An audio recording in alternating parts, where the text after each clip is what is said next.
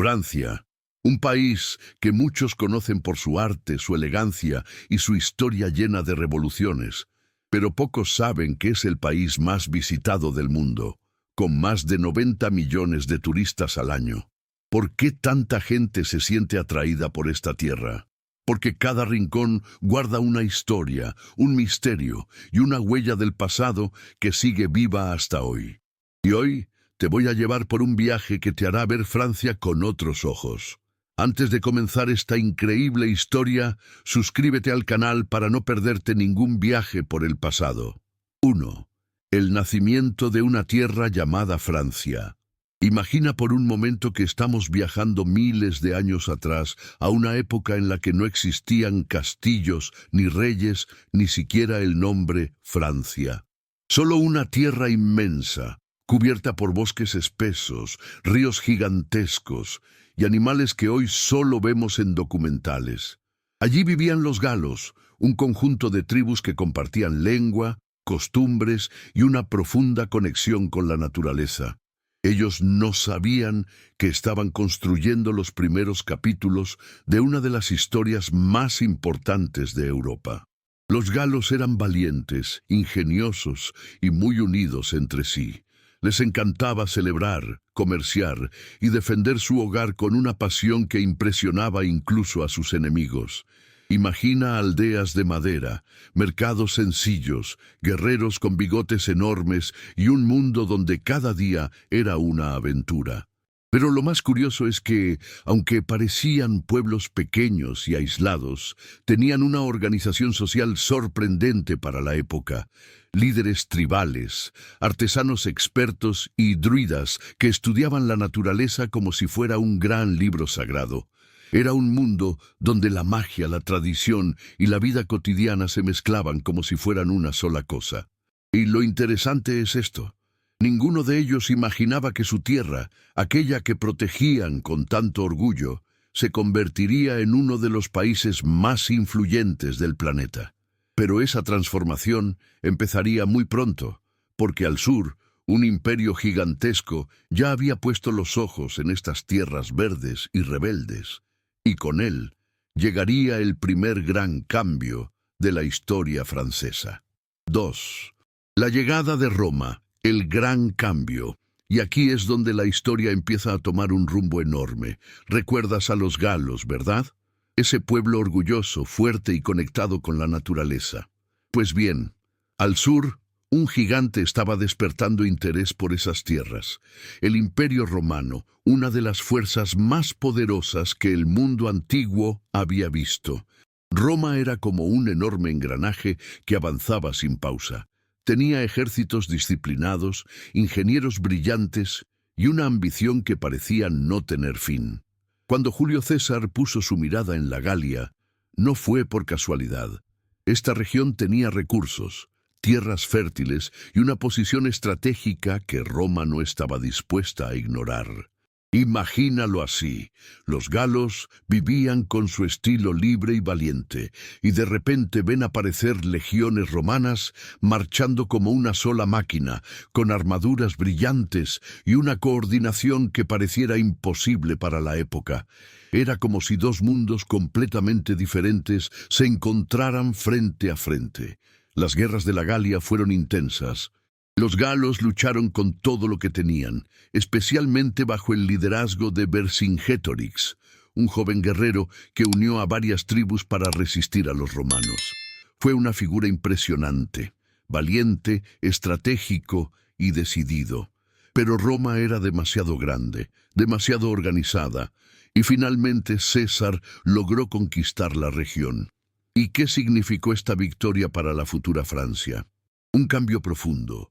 Los romanos no solo llegaron para gobernar, trajeron caminos de piedra, ciudades planificadas, acueductos, baños públicos, leyes más estrictas y una forma de vida completamente distinta. Lo curioso es que, aunque los galos perdieron la guerra, su cultura se mezcló con la romana, creando una combinación única. Este encuentro, a veces violento, a veces sorprendente, dio origen a una nueva identidad. Fue el primer paso hacia algo mayor, algo que comenzaba a tomar forma sin que nadie lo supiera. Y mientras los romanos construían carreteras que aún hoy existen, se estaba preparando el escenario para el surgimiento de un nuevo pueblo, uno que acabaría dando nombre a toda esta tierra. 3. Los francos y el renacer de un reino. Con el paso del tiempo, el poder de Roma comenzó a debilitarse. Imagina un gigante cansado, que ya no podía sostener todo su peso.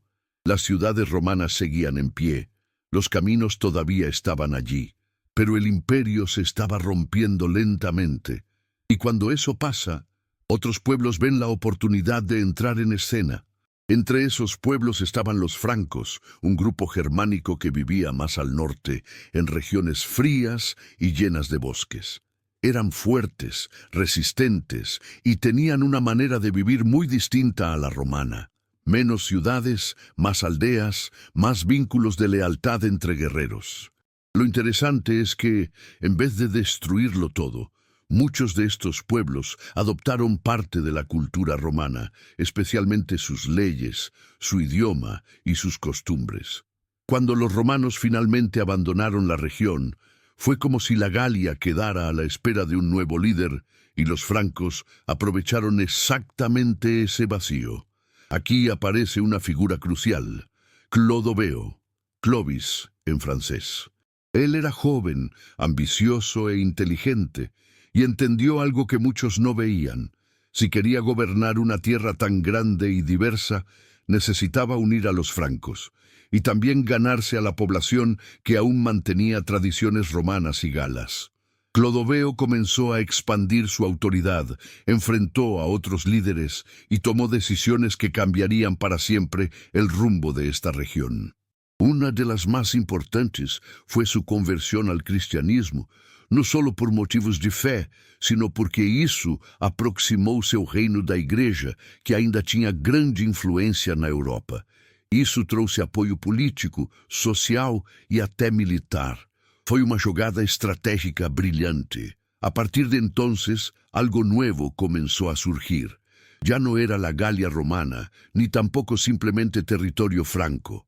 Era una tierra que empezaba a tomar forma, a adquirir su propia identidad y fuerza, un reino que, paso a paso, evolucionaría hasta convertirse en lo que más tarde llamaríamos Francia. Y con esta nueva base creada por los francos, especialmente bajo el reinado de Clodoveo, se abrió el camino para el surgimiento de uno de los más grandes líderes de la historia europea. Alguien que elevaría este reino a otro nivel. Si esta parte te está sorprendiendo, dale like y suscríbete para seguir explorando la historia del mundo conmigo. 4. Carlomagno y el sueño de un imperio. Con los francos ya establecidos y el reino creciendo, la historia de esta tierra dio un salto gigantesco con la llegada de una figura que casi parece salida de una leyenda, Carlomagno. Su nombre significa Carlos el Grande, y no fue por casualidad. Ele realmente fue uno de los mayores líderes da história europeia.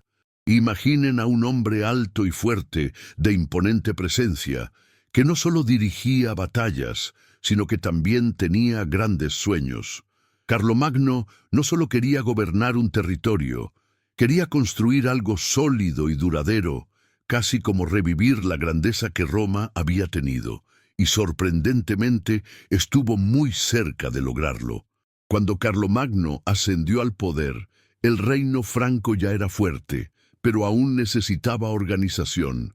Expandió sus fronteras como ningún otro rey antes que él. Conquistó regiones que hoy forman parte de Francia, Alemania, Italia, Bélgica, los Países Bajos y muchos más. Fue como si tejiera un inmenso tapiz, uniendo a diferentes pueblos bajo una misma autoridad. Pero lo más interesante de Carlomagno no fueron solo sus conquistas, fue su visión. Creía que un reino poderoso necesitaba conocimiento, orden y personas instruidas. Por eso decidió emprender algo revolucionario para la época, promover la educación. Ordenó la apertura de escuelas, animó a los monasterios a copiar libros antiguos y atrajo a sabios de diversos lugares para enriquecer su corte. Hoy parece sencillo, pero entonces fue como encender una luz en la oscuridad.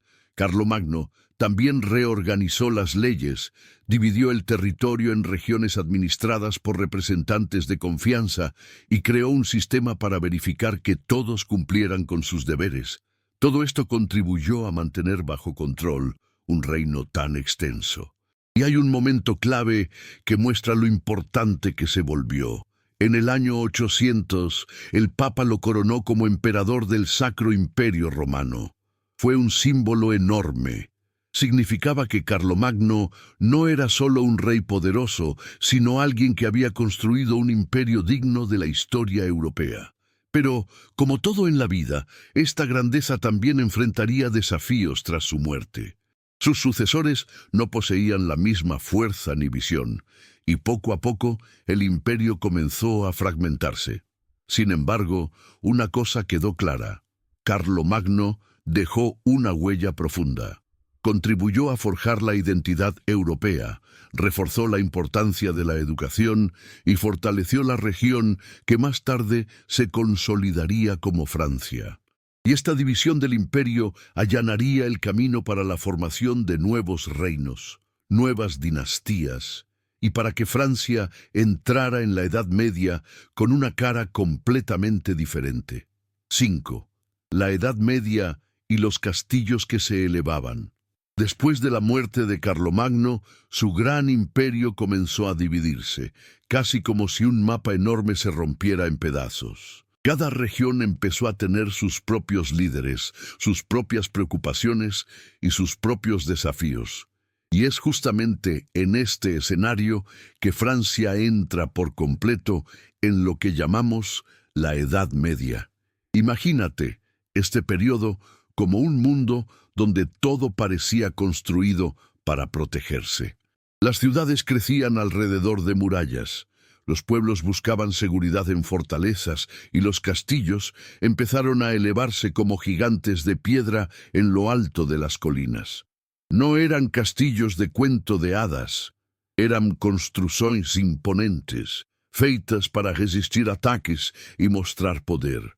Dentro de estos castillos vivían señores feudales, quienes administraban vastas propiedades. Protegían a la población, pero a cambio la gente trabajaba para ellos. Era un sistema basado en alianzas, lealtad y supervivencia. No era una vida fácil, pero era lo que mantenía todo en funcionamiento en aquel entonces. Lo interesante es que, mesmo con tantas guerras y tensiones, a Edad Media también fue un tiempo de crecimiento. Los mercados aparecieron en las ciudades, la agricultura mejoró con nuevas herramientas y las ferias comerciales conectaban regiones enteras. Las personas comenzaban a viajar más, a intercambiar productos, ideas y hasta costumbres. Y los castillos se convirtieron en el símbolo por excelencia de la época. Cada uno con su propia historia. Algunos defendían fronteras, otros protegían rutas comerciales, otros simplemente exhibían el poder de una familia noble. Si uno observa un mapa de Francia hoy, muchos de estos castillos aún permanecen allí, silenciosos, como guardianes del pasado. Pero la Edad Media no se limitaba a nobles y guerreros.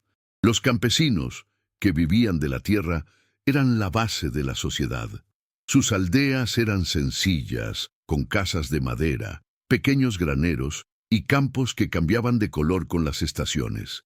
La vida era dura, sí, pero también rebosante de tradición.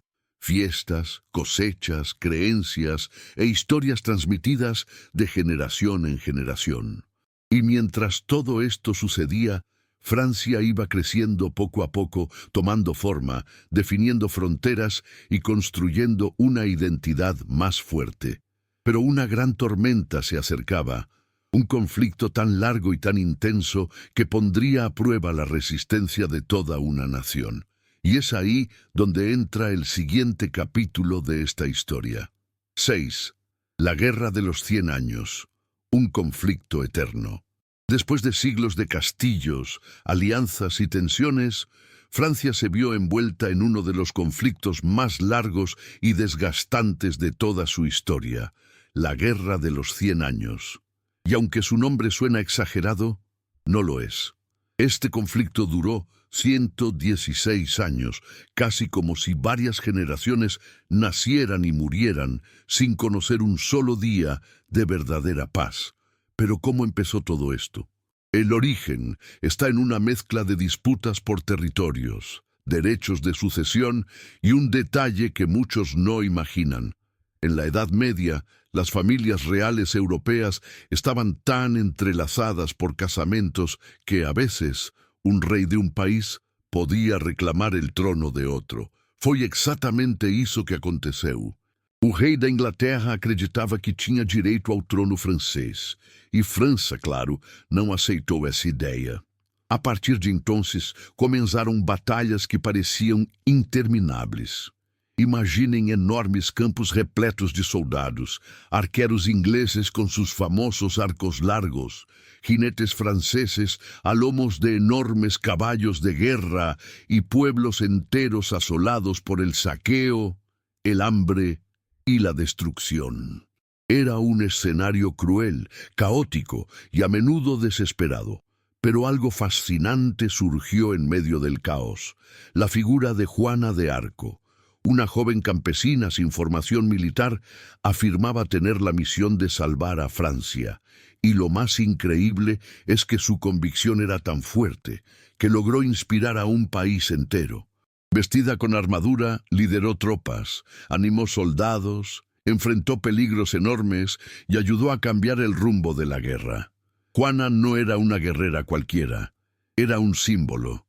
Representaba la esperanza en una época en que casi todo parecía perdido. Y a pesar de su trágico destino, capturada, juzgada y ejecutada, su valentía dejó una huella imborrable. Años más tarde, sería reconocida oficialmente como heroína y siglos después, canonizada como santa. Y aunque la guerra continuó mucho después de su muerte, Francia poco a poco comenzó a recuperar sus territorios, reorganizar su ejército y fortalecer su identidad nacional. Cuando finalmente terminó el conflicto, Francia emergió más unida, más consciente de su fuerza y mejor preparada para continuar transformando su historia. Y, tras salir de esta larga y dolorosa guerra, el país entraría en una nueva fase, una era de luz, creatividad y renacimiento que cambiaría Europa para siempre. 7. El Renacimiento. Francia se llena de luz.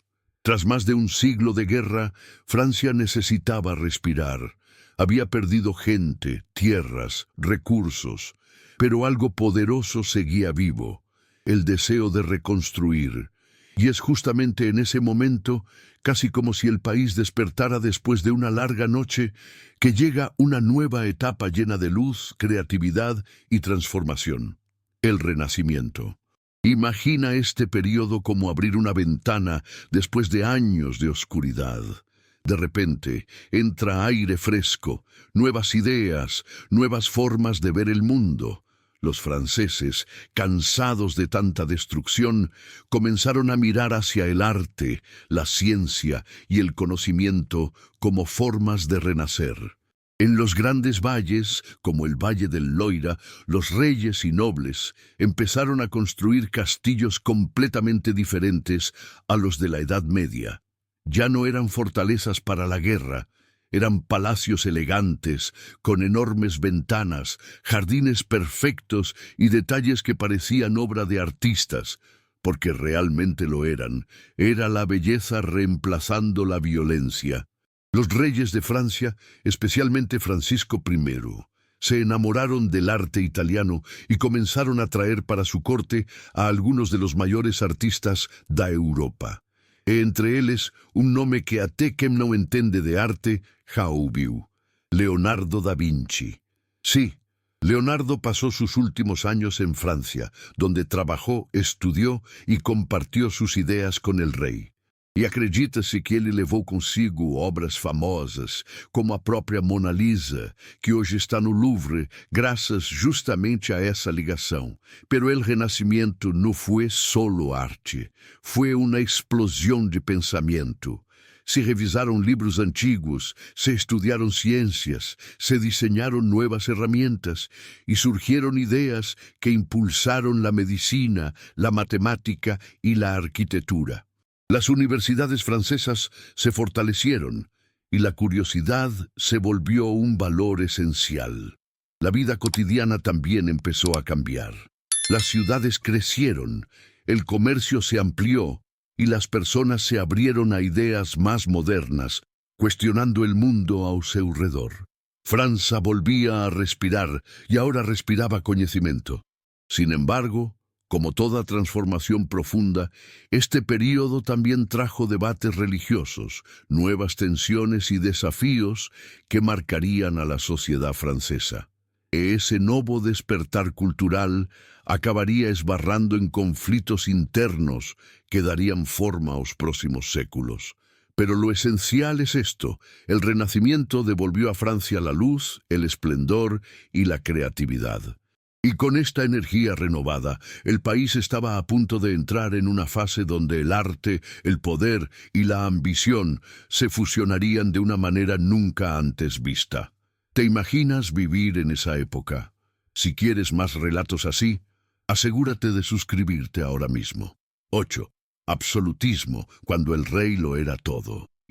Después del brillo del Renacimiento, Francia entró en una etapa en la que el poder comenzó a girar cada vez más alrededor de una única figura: el rey. Este fue el período del absolutismo, una época en la que los monarcas creían y hacían creer que su autoridad venía directamente de Dios y que por eso tenían derecho a mandar sobre todo y sobre todos. Y si hubo un rey que simbolizó este poder absoluto como ningún otro, fue Luis XIV, el famoso Rey Sol. Pero antes de hablar de él, imaginemos cómo era Francia durante este periodo, una sociedad estructurada como una pirámide. En la cima estaba el rey, luego los nobles y el clero, y en la base de la pirámide la mayoría de la población. Campesinos, artesanos, comerciantes, que sostenían el país con su trabajo. Luis XIV, que subió al trono siendo apenas un niño, creció rodeado de intrigas políticas, crises y amenazas ao seu poder. Talvez por isso, quando finalmente assumiu o controle total, decidiu transformar a figura do rei em algo inquestionável. Queria que todos en Francia y en Europa entendieran una cosa: donde él estuviera, estaba el poder. Para lograrlo, creó algo que sigue impresionando al mundo hasta el día de hoy: el Palacio de Versalles. Y no era solo un palacio, era un símbolo. Imagínese un lugar gigantesco, con interminables salones, jardines que parecían no tener fin, fuentes, esculturas, espejos, oro, muchísimo oro. Cada detalle estaba diseñado para exhibir grandeza, riqueza y poder. Era como si Luis XIV hubiera construido un teatro donde él fuera el protagonista. Pero no todo era lujo. Versalles también era una herramienta política. El rey obligaba a la nobleza a vivir cerca de él para poder vigilarla, controlarla y prevenir rebeliones. Fue una estrategia astuta, aunque arriesgada, que funcionó durante décadas. Durante el periodo absolutista, Francia se fortaleció militarmente, expandió sus territorios e influyó en la moda, el arte y la cultura europeas. Fue una época en la que París comenzó a ganar fama como centro cultural, reputación que conserva hasta nuestros días. Pero, como siempre ocurre en la historia, todo tiene dos caras. Mientras la corte vivía rodeada de lujos, gran parte de la población sufría altos impuestos, penurias y desigualdad. La economía fluctuaba, las costosas guerras agotaban los recursos y muchas decisiones se tomaban para mantener la imagen del rey, no necesariamente para mejorar la vida de todos. Sin embargo, esta época marcó profundamente la identidad francesa. Palacios, obras de arte, música, tradiciones e incluso el idioma francés se vieron influenciados por el absolutismo. Fue un periodo de esplendor, elegancia y poder, pero también de tensión que poco a poco comenzaría a crecer. Y estas tensiones, políticas, sociales y económicas, llegarían un día a un punto insoportable, allanando el camino para uno de los acontecimientos más importantes de la historia mundial. 9. El camino hacia la revolución.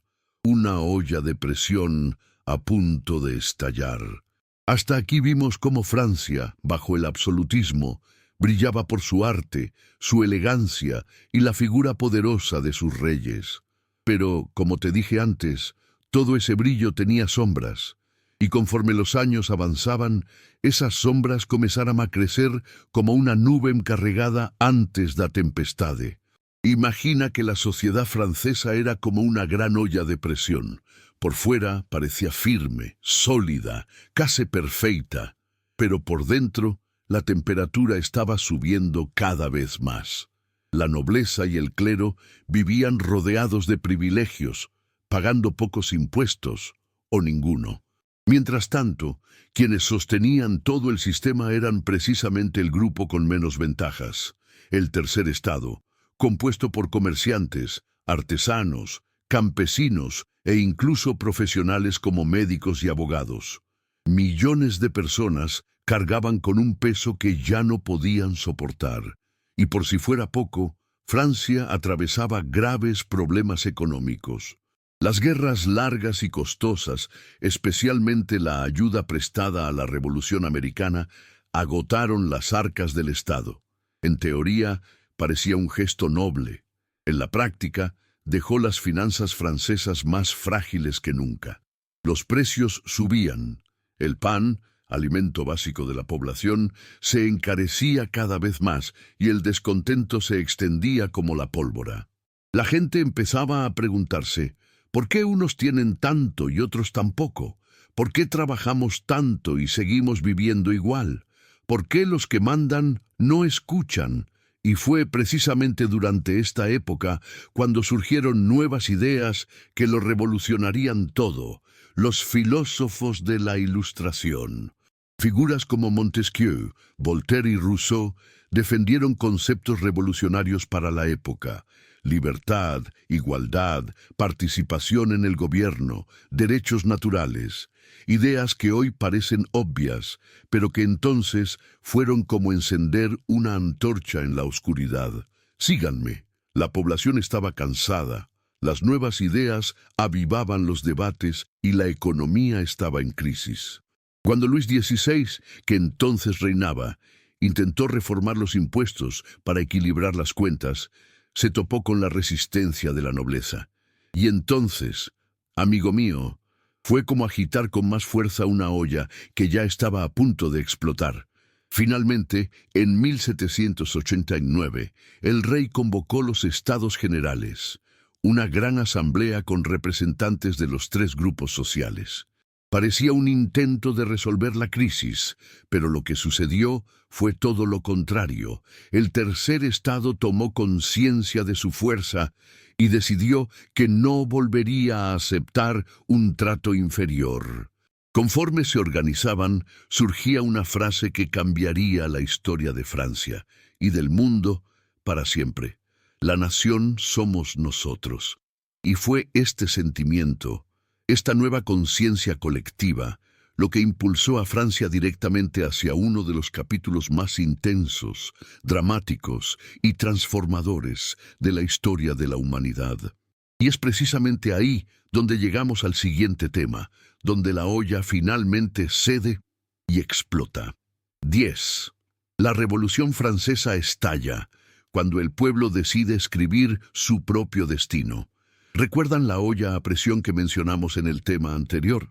Bueno, aquí finalmente explota, y explota con tal fuerza que cambiaría no solo Francia, sino el mundo entero.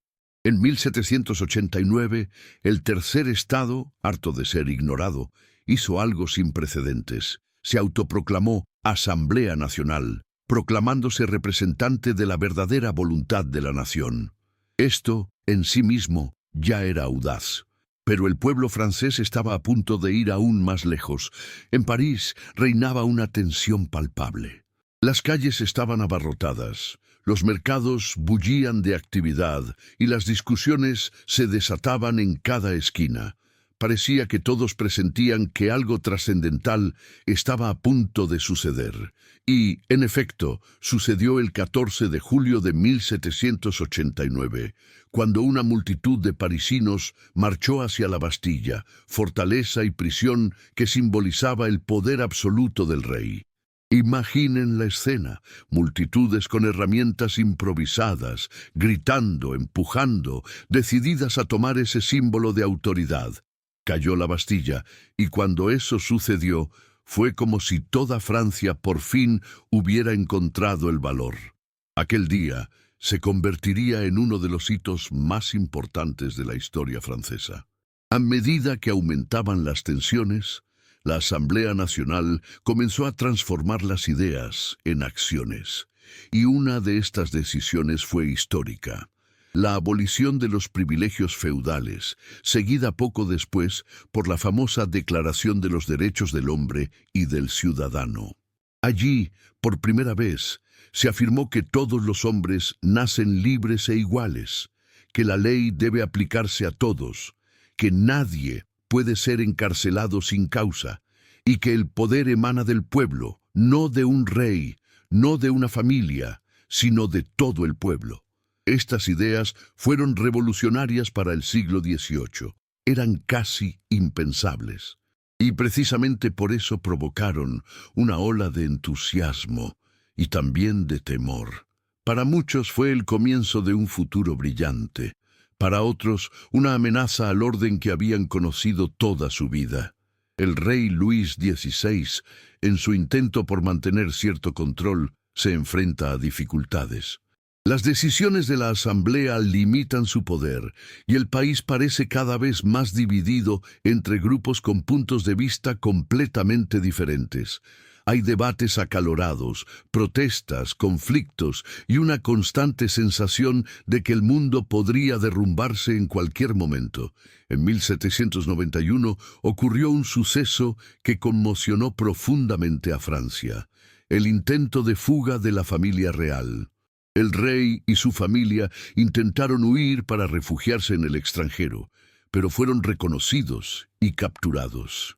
Este intento de fuga destruyó la confianza que muchos aún depositaban en la monarquía. A partir de entonces, el destino de la realeza francesa quedó prácticamente sellado. La situación se torna tan tensa que en 1792 la monarquía es abolida oficialmente, dando inicio a la Primera República Francesa. Pero como veremos en el próximo capítulo, esta nueva etapa no trae la paz. Al contrario, abre la puerta a un período turbulento, intenso y a menudo aterrador, porque una revolución no termina cuando empieza. Es en lo que viene a continuación donde comienza la verdadera lucha. Y precisamente hacia eso nos dirigimos en el próximo tema. 11. El reino del terror, cuando la revolución muestra su lado más oscuro. Tras la abolición de la monarquía y la proclamación de la Primera República, muchos franceses creían que por fin llegaría la paz. Pero lo cierto es que la revolución apenas comenzaba a mostrar su faceta más intensa, y es precisamente aquí donde entramos en uno de los capítulos más dramáticos de la historia de Francia: el reinado del terror. Imagínese el ambiente de aquella época. El país entero estaba dividido, rodeado de enemigos externos e internos.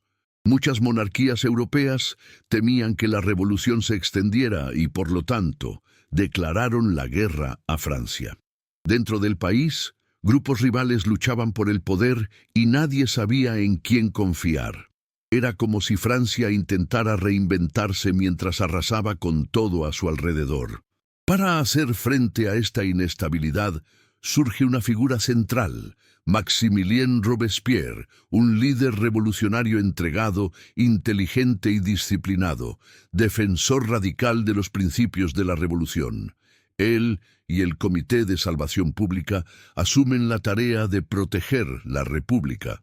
Pero para muchos franceses, esta protección se convirtió rápidamente en miedo. Lo que comenzó como un intento por salvar la revolución se transformó en un período de vigilancia extrema. Cualquiera sospechoso de oponerse al movimiento, incluso con un simple comentario, podía ser juzgado, encarcelado o ejecutado. Y es durante este tiempo que surge un instrumento que se convertiría en símbolo de ese momento: la guillotina.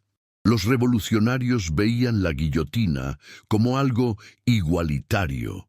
Todos, ricos o pobres, nobles o campesinos, recibían el mismo tipo de castigo, pero en la práctica se convirtió en un símbolo de terror. Cada día, más personas eran condenadas. Era como si Francia estuviera atrapada en una espiral de paranoia, donde el miedo era tan intenso que nadie se atrevía a oponerse a los líderes revolucionarios. Un capítulo particularmente impactante de este periodo fue la ejecución del rey Luis XVI en 1793 y poco después la de la reina María Antonieta. Estas muertes demostraron al mundo que la revolución no era un juego. La monarquía francesa, que había existido durante siglos, llegaba a su fin definitivo y de una forma brutal. Pero como suele ocurrir en casi todas las revoluciones, el poder cambió rápidamente de manos. Con el tiempo, muchos empezaron a desconfiar de los métodos de Robespierre. Lo que antes parecía firme comenzó a tornarse peligroso e incontrolable. Quienes antes lo habían apoyado empezaron a volverse en su contra, y entonces, en 1794, tuvo lugar lo que muchos consideran el fin simbólico del terror: la ejecución de Robespierre. La misma guillotina que él ayudó a popularizar también le arrebató la vida. Con su muerte, Francia respiró aliviada, pero quedó marcada por todo lo que había vivido. Este período fue una mezcla de idealismo, miedo, valentía y tragedia. Fue al mismo tiempo la defensa de la revolución y su mayor contradicción. Y ahora, cuando el país por fin intenta estabilizarse, surge un nuevo desafío. ¿Quién liderará Francia a partir de ahora? Eso es precisamente lo que vamos a descubrir en el próximo tema, cuando una figura inesperada, procedente de Córcega, comienza a destacar en medio del caos. Si este capítulo te atrapó, suscríbete para no perder los próximos episodios. 12. El ascenso de Napoleón, de soldado desconocido a dueño del destino francés. Tras el fin del terror, Francia parecía un barco a la deriva. El país estaba harto de tanta violencia, tanta inestabilidad y tantos cambios radicales en tan poco tiempo. Era como si todos buscaran a alguien que pudiera por fin imponer el orden, alguien firme, inteligente y capaz de unir al pueblo. Y es ahí donde entra en escena una figura que cambiaría por completo el curso de la historia francesa: Napoleón Bonaparte. Imaginen a un joven ambicioso, nacido en la isla de Córcega, de baja estatura para la época, pero con una mente brillante. No provenía de una familia poderosa ni gozaba de grandes privilegios, pero poseía algo que pocos tienen: una determinación inquebrantable. Durante los turbulentos años de la Revolución, Napoleón comenzó a distinguirse como líder militar. Primero en pequeñas batallas, luego en campañas de mayor envergadura. ¿Qué lo hizo destacar? Su capacidad para pensar con rapidez, tomar decisiones audaces e inspirar a sus soldados. Y por supuesto, ganó. Y ganar en aquel entonces era un atajo directo a la fama. Francia, rodeada de enemigos, necesitaba desesperadamente victorias, y Napoleón se las proporcionó. En poco tiempo, se convirtió en un héroe nacional. La gente hablaba de él como si fuera un prodigio militar, un estratega prácticamente invencible. Pero lo más interesante es que Napoleón no era solo un soldado. Tenía una clara visión política. Observó el caos que reinaba en el país y supo que era el momento perfecto para que alguien decisivo tomara las riendas. El gobierno de entonces, el Directorio, era débil, estaba plagado de conflictos internos e incapaz de resolver los problemas de Francia. En 1799, Napoleón tomó una decisión audaz. Participó en un golpe de Estado conocido como el 18 de Brumario. No fue un golpe violento como muchos imaginan, sino más bien una maniobra calculada, casi elegante, mediante la cual él y sus aliados se hicieron con el control del gobierno. Así, Napoleón se convierte en primer cónsul, el hombre más poderoso de Francia. De repente, aquel joven corso, que una vez fue un tímido estudiante militar, ahora dirige el destino de una de las naciones más grandes de Europa.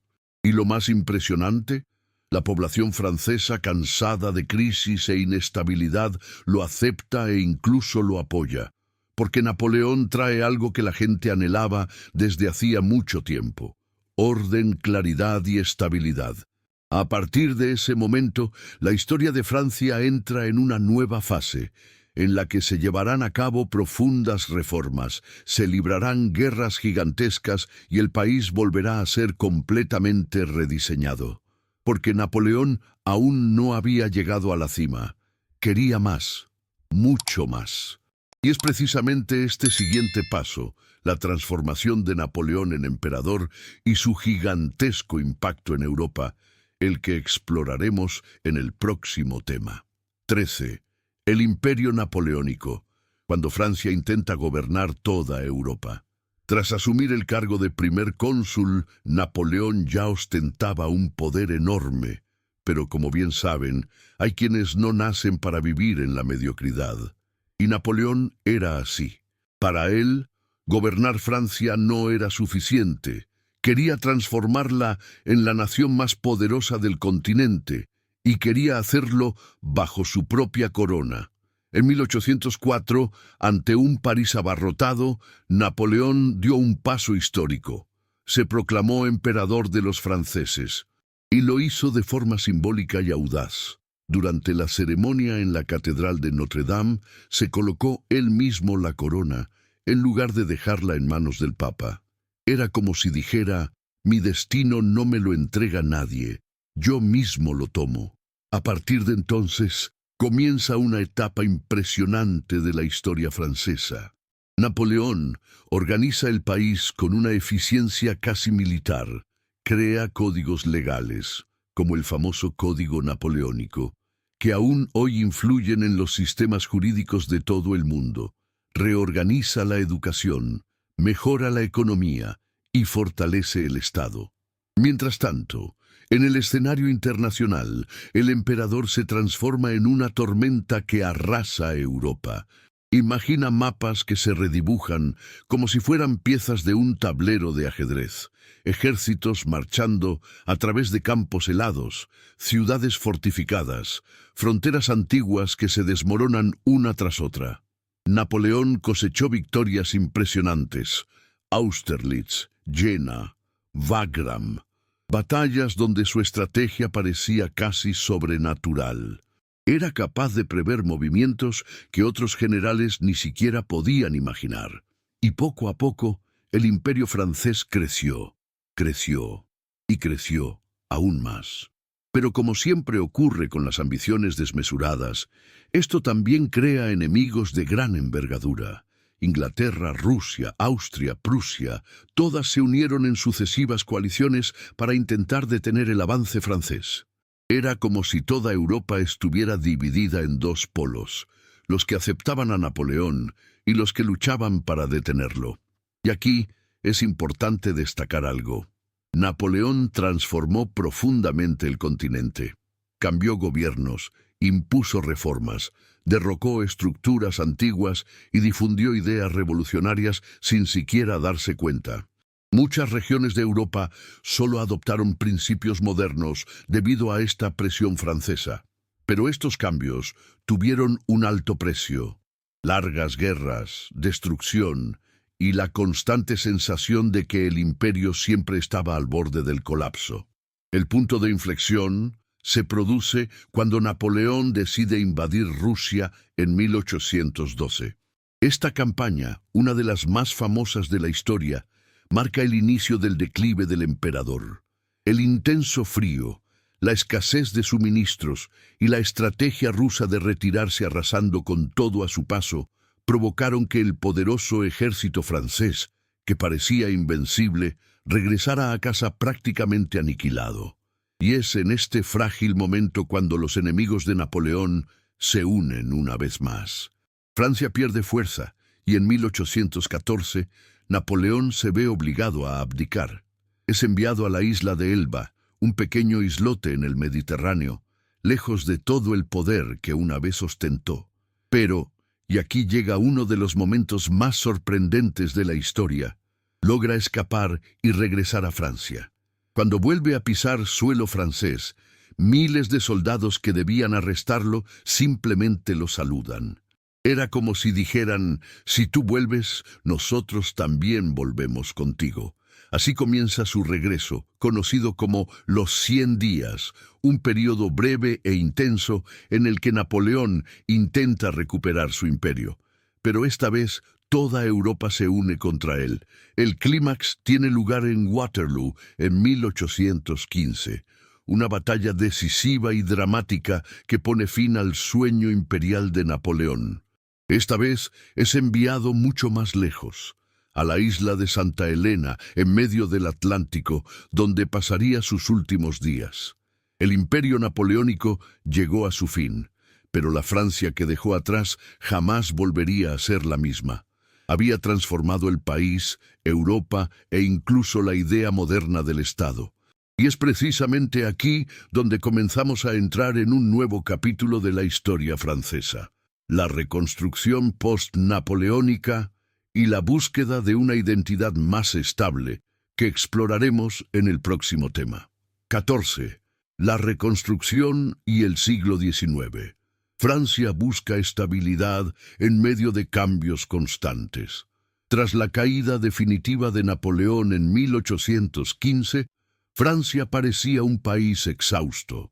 Imagínese a alguien que hubiera corrido una maratón, resistido una tormenta y al final tenido que escalar una montaña. Así estaba Francia, harta de guerras, cambios bruscos, golpes de estado e inestabilidad. Era hora de reconstruir. Pero reconstruir un país no es sencillo. Los antiguos monarcas de la dinastía Borbón regresan al trono. Luis XVIII, hermano del rey ejecutado durante la Revolución, asume el poder. Intenta gobernar con equilibrio, sin ser tan absolutista como antes, ni tan revolucionario como en años anteriores. Es como si buscara apaciguar a una Francia dividida, tejiendo un punto intermedio entre tradición y modernidad. Pero, claro, después de todo lo sucedido, era imposible que todos quedaran satisfechos.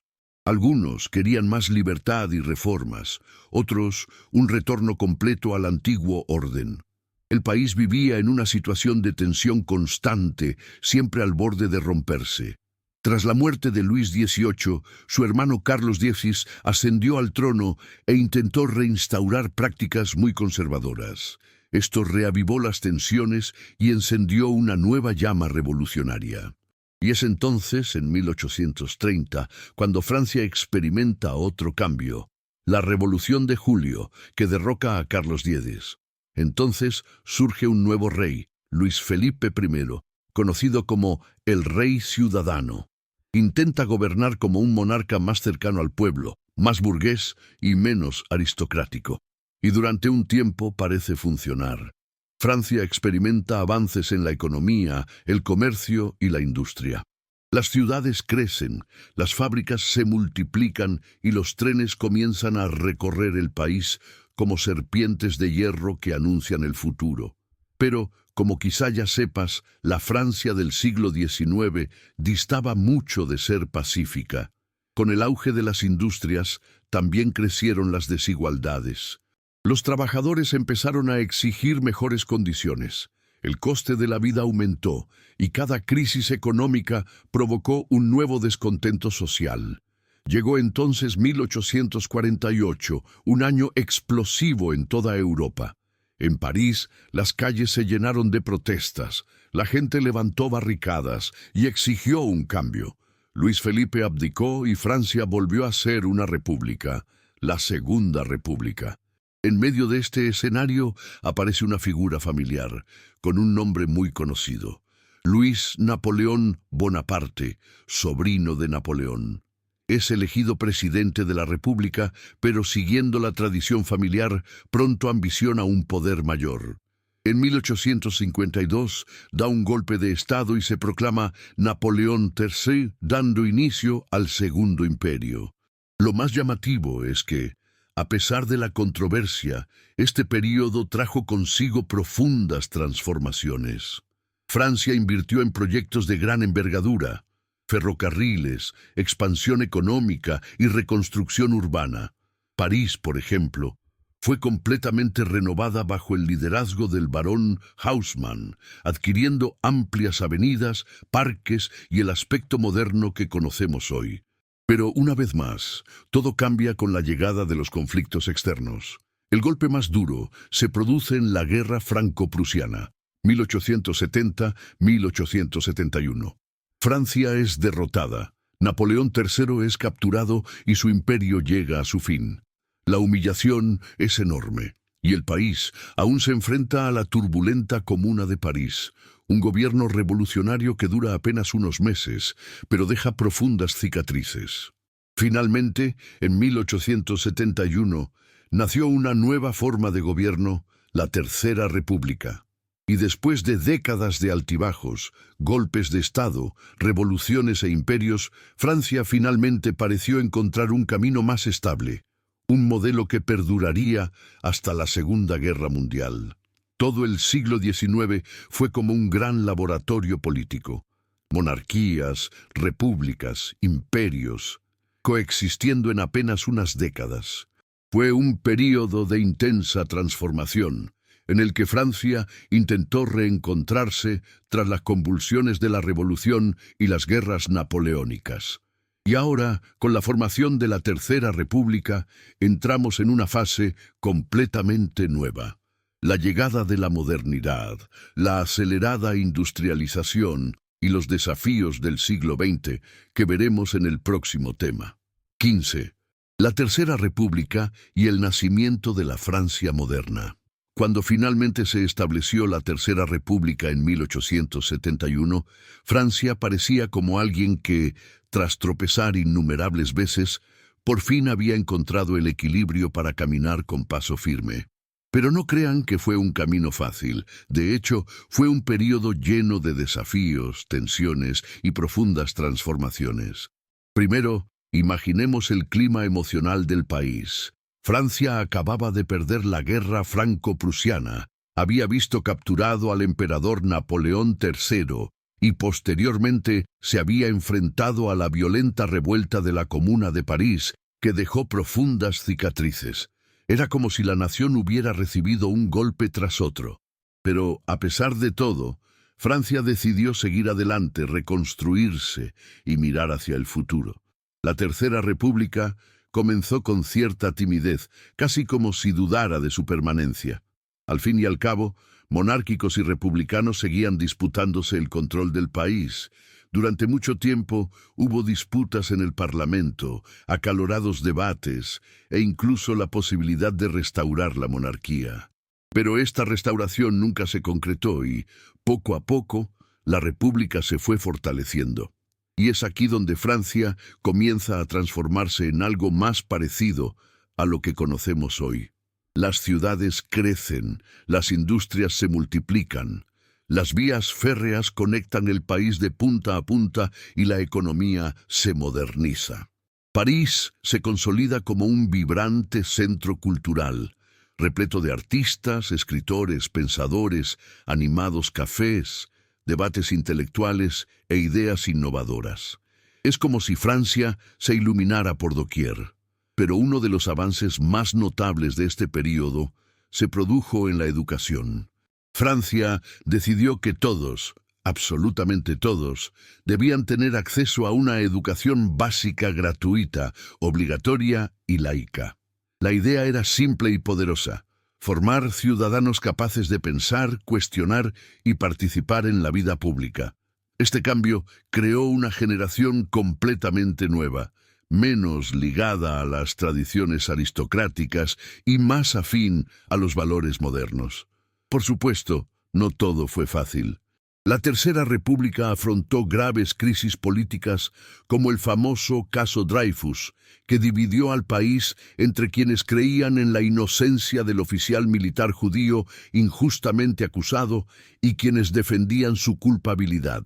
Esta crisis puso de manifiesto profundas tensiones en la sociedad francesa: prejuicios, luchas de poder y el conflicto entre la justicia y los intereses políticos. Pero, en cierto modo, también contribuyó a la madurez de la República, reforzando la importancia de unas instituciones sólidas, la libertad de prensa y un poder judicial independiente. Además, Francia se involucró en disputas coloniales, expandiendo su territorio en regiones de África y Asia, una política común en la época, pero que también acarrearía consecuencias éticas y debates en el futuro. Para muchos franceses de entonces, esto se consideraba un signo de fortaleza y modernidad. Para otros, era motivo de preocupación. Con el avance del siglo, Francia se convirtió en una potencia industrial, científica, cultural y política. La vida urbana se aceleró, surgieron nuevas tecnologías y un cierto optimismo se apoderó de la sociedad. Era como si el país estuviera viviendo un momento de esplendor, la llamada Belle Époque, marcada por grandes descubrimientos, avances artísticos y una gran confianza en el progreso. Pero, como bien saben, el siglo XX estaba a la vuelta de la esquina, y con él llegaría uno de los mayores desafíos de la historia de la humanidad: la Primera Guerra Mundial.